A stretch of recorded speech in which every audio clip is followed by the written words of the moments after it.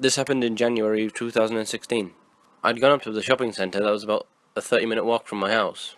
I'd taken the bus up there, but it only stops at the shopping centre once every hour. While I would usually take the bus home from the shopping centre near my house, the bus wasn't due for another 45 minutes by the time I had done what I needed to, and my 10-year-old brother was at home alone.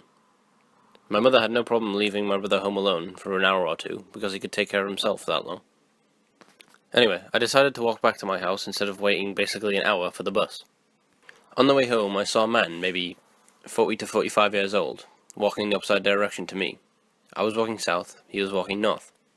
As he turned the corner to walk towards me, I got the impression that he didn't look right. Probably because, as he was walking, he was just staring at me. As he walked past, I got a sinking feeling, like when you're on a plane and it starts to descend. As I continued to walk, I felt like someone was following me. So when I got to the bus stop, I made it look like I was checking the bus times, which gave me an excuse to turn around. And once I did, my heart started to race.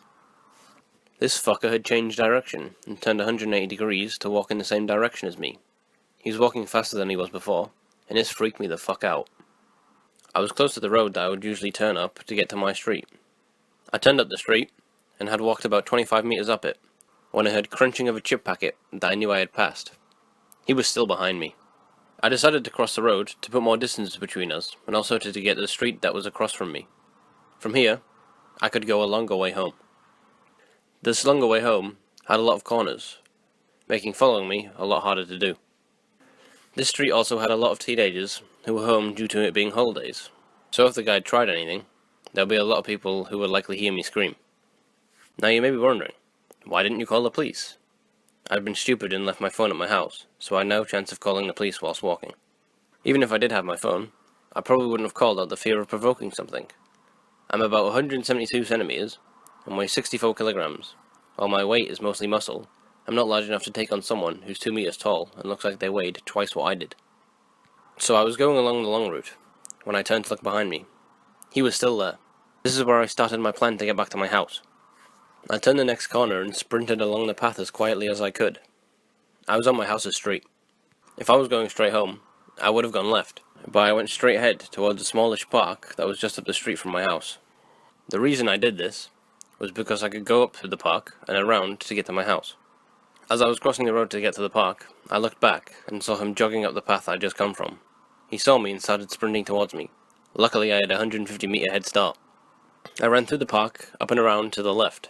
The area behind the park is like a maze, so this gave me an advantage. Once I was behind the park and out of sight, I continued sprinting for a house that had an old shed in its front yard. The shed was empty, and the door was open, as always. So I hid in there, able to look out through the mirrored window. I saw that he was looking around for me. He then walked the way that I was planning to go to get back to my house. I was still too scared to leave the shed, so I waited for about 10 minutes, before I saw him walking back towards the park on his phone. And I heard part of the conversation what he was saying to the other end. Yeah, I lost her, but I think she lives around here. She's a crafty bitch, though. After he passed, I waited another 10 minutes before leaving the shed and sprinting back to my house. I called my mum, who called the police, who in turn called me.